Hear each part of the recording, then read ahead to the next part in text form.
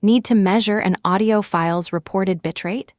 This workflow is useful when a file claims to be high quality and you want to verify the encoding. I will show the complete process, verify what the tool produces, and explain the one limitation that matters. Open Audio Bitrate Checker on AudioFetcher.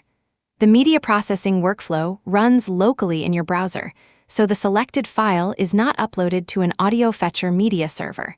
Keep the tab open until the result is ready. Choose a source file.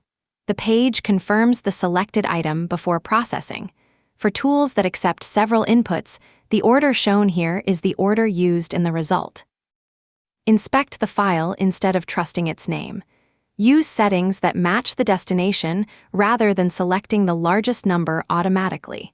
Then start the tool and wait for the local engine to finish. The completed workflow produces a bitrate and stream report from the actual container. Download or inspect the result before closing the page.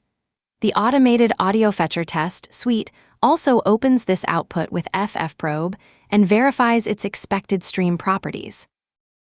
A high bitrate cannot prove that the original source was high quality.